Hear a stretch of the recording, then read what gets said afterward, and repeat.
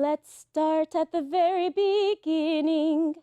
A very good place to start. When you read, you begin with A, B, C. When you sing, you begin with Do, Re, Mi. Unless, of course, you happen to be a Toastmaster, then you always begin with your CC. The Toastmaster Competent Communicator Manual is a handy little torture device filled with speech projects in very useful order so that you may experience abject fear and conquer it while pushing your confidence beyond its original border. I flipped through to my 6th manual speech. Vocal variety. It would not have been my first choice. For I have a troubled history with the instrument known as my voice. Oh, you hear it now and it sounds all right. But just a few months ago, I was visiting my parents' house and I had to answer the phone. Excuse me. Hello? Carolyn, please. She's not in. May I tell her who called? Tell your mommy that Joe called. That's J-O-E. Joe. That's a good girl. You're a doll. Click. I stared at the phone in disbelief. Did this man really think I was a small child? All of the insecurities about my voice came back and started driving me wild. I've always been teased about my voice. It's always been high-pitched and small, and I had a British accent until I was 10, which was lovely, but not a big problem. But we moved back to Alabama when I was 8. Kids pick up on these small differences, and they don't hesitate to jump on them. Say it again. Say that again.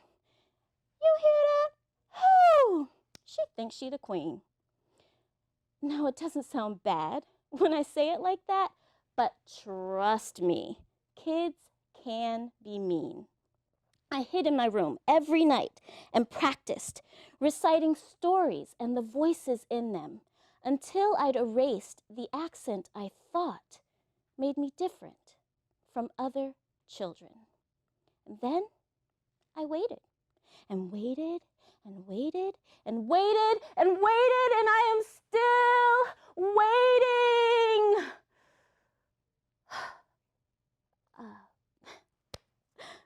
For my voice to change, the way it does for most people around 15. But my voice never grew up. It just stayed the same, kind of like helium on a tight string. But then I had a genius idea. I would stand beside a grand piano. Well, isn't it obvious? Well, since my voice was so high, I'd just learned to sing, and then I'd call myself a soprano. And it worked. Finally, I could sing as high as I wanted, and nobody even laughed. In fact, I could stand center stage with my voice sky high, and at the end, everyone clapped.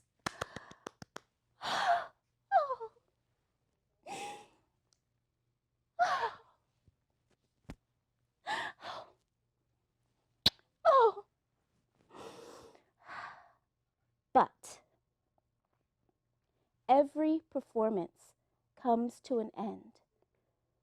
And when that spotlight goes off, you come down off that stage into the real world.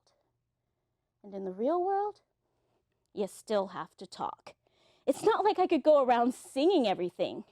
Didn't I tell you I prefer not to have cheese on my hamburger? It just wouldn't be prudent. I have to live in the real world. And in the real world, I'm a real estate agent, so I really talk a lot. So how do I get more clients? I said to a friend over tea.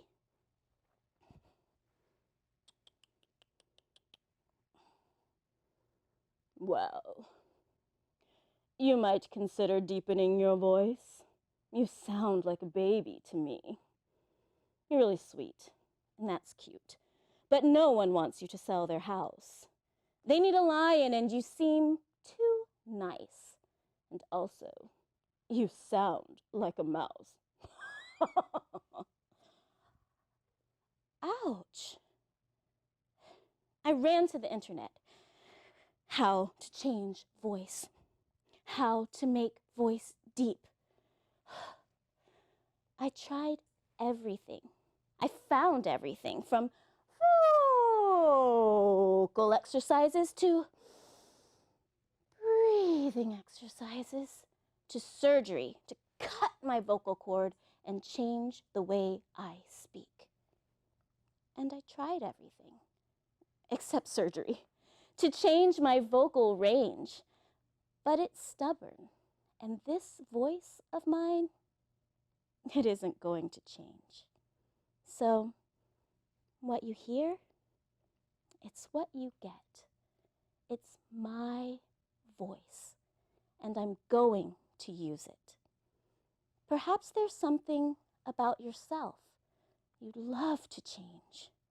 You hate it, you can't change it, and you didn't choose it.